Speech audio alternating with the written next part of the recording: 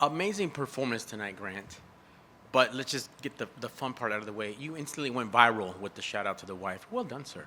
I appreciate that. I'm glad people liked it. I've gotten 2 viral videos now, so that's really cool. No, man, that's the one. That's for sure going to get you some followers. If anybody wants to be a follower of violence, that's what they want to tune in for and watch, man, because you definitely came in here with a chip on your shoulder. Or, if anything, is that what we kind of can expect now with the Grant Dawson brand going forward? Yeah, my number one thing in this sport is become a world champion, and I think exciting guys get to jump the line. I don't have to change my style to be more exciting, and I'm going to tell you that in my last fight, my number one priority was to get the win. I don't care how boring it was. I don't care if I get the fit. Just get the win, get off of that loss to Bobby Green, get back in the win column. And I got some boos, and I got some mean comments online, just like I always do, just like everybody always does. You know, you let it roll off your shoulders. But I do have to say that crowd was cheering for me tonight, and they were yelling really, really loud for me tonight, and it felt really good. Yes, sir. Real quick, let me kind of tie that in. How good was the Bobby Green loss? Something that you were able to grow from, adversity, conquer it, and obviously it's in the back burner now, but it definitely helped you level up and find new gears. Probably why we're seeing this tonight out of your performances. Yeah, I don't think there's, you can always take something away from everything.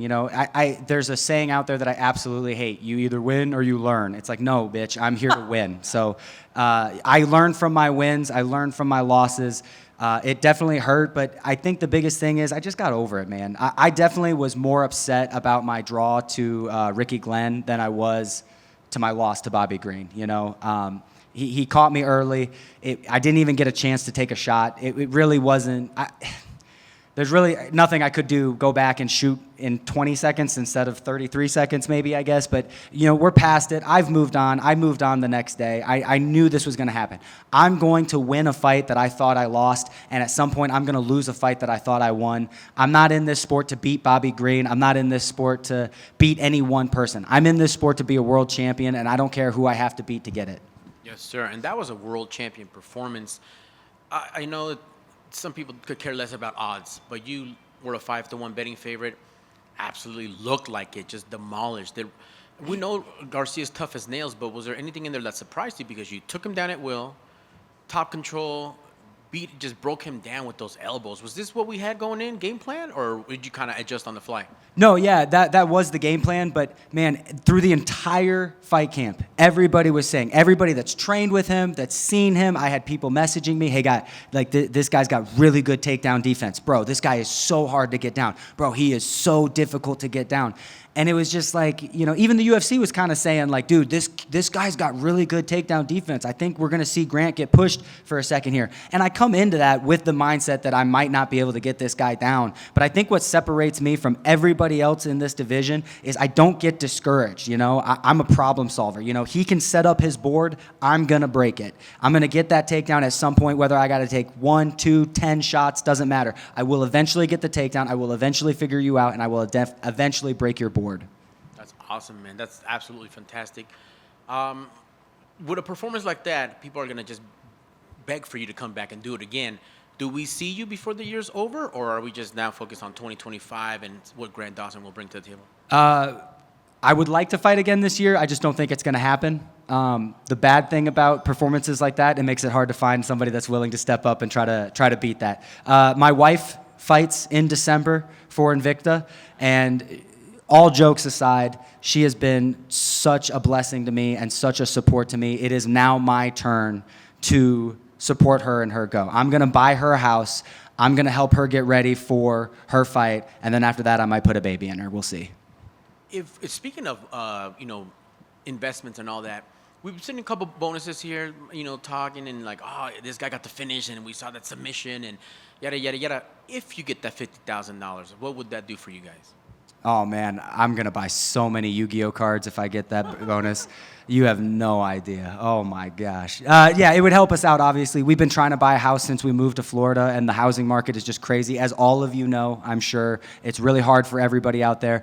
A bonus would just absolutely set us up for success and take a load off of our shoulders. And look, the UFC has been so good to me. I am a dyslexic kid from a small town. There were 27 kids in my graduating class. class, 27. You know, I should not be making the amount of money that I'm making, sitting in front of you beautiful people, talking to you about the most amazing sport in the world. I am nothing but grateful to the UFC, to Sean Shelby, to Dana White for setting my life up for success. So if they give me that bonus, I will appreciate them even more. But if I don't get that bonus, I still love this sport and I still love this promotion. That's awesome, man. Well, good luck to the wife in December. Keep up the great work and get all those Yu-Gi-Oh cards, man. I appreciate it, man. Thank you. Grant, I know that you look at the rankings and you're very logical when it comes to, you know, who's next and what. What do you think makes sense for you of who's next for you, right? Like there's the lightweight division's weird because there's so many legends in it, and right, and who knows if they want to fight up and comers like you, but who makes sense to you? You know, in the top 15, I'm actually not sure because the guys that make sense, I believe, are booked. And the guys that don't make sense, you know, are apparently fighting for world titles in other weight classes for some reason, or fighting, like, you got RDA in there. And look, nobody is a bigger fan of RDA than me. I've been watching that dude since I was a child. Like, I am a huge fan of his. He should not be in the rankings at 155. He's fighting at 170. He's fought at 170. He has openly said that he is not fighting at 155 anymore. Get him out of there. Put me in. If I don't get a top 15 guy next, the fight that makes the most sense to me would be Jakar Close. I have 2 losses in my professional career, and he's beaten both of them. So that would be a fight that would really get to prove to people how much better I've gotten since then.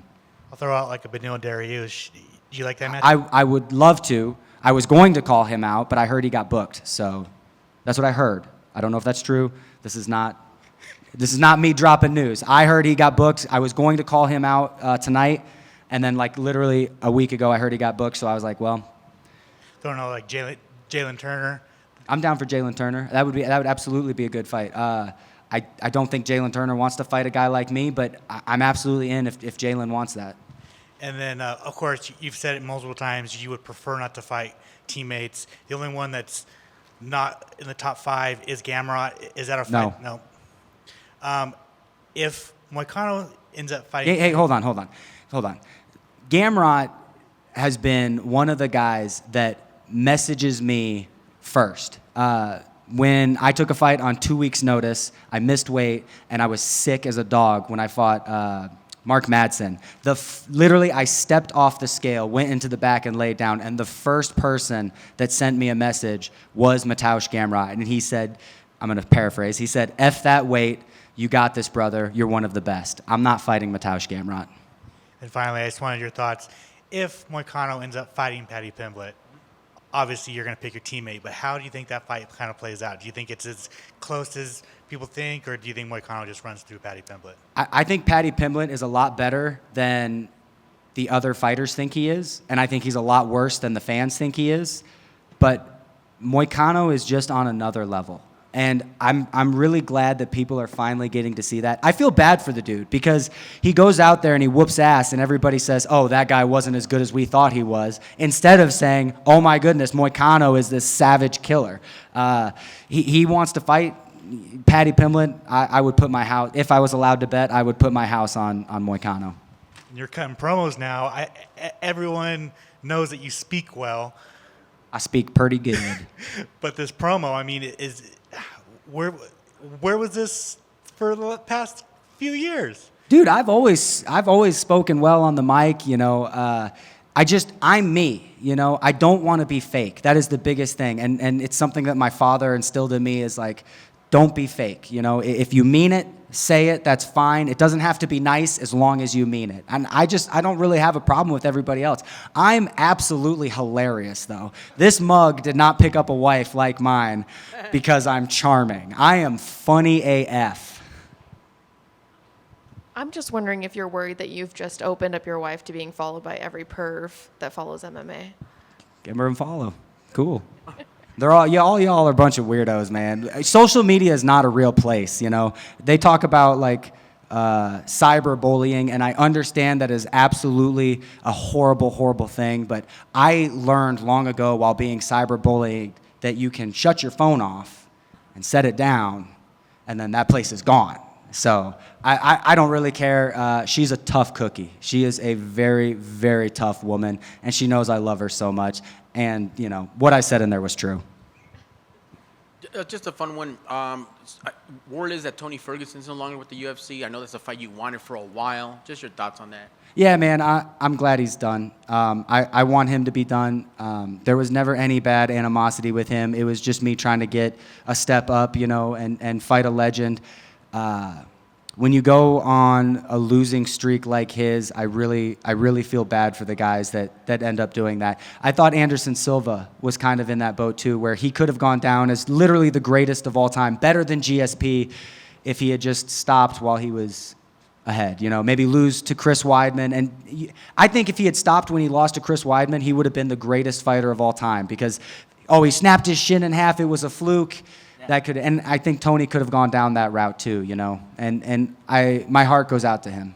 Right on, man. I appreciate that. Just so we could tune in and be ready for that. When does the wife fight? Like you said, December. When, where, what weight?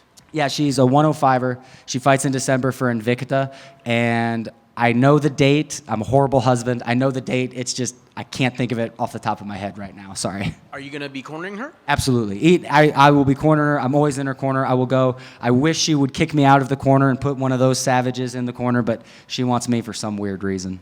Man, well, let's make it back-to-back wins for the Dawsons. Heck yeah. Dawson tribe.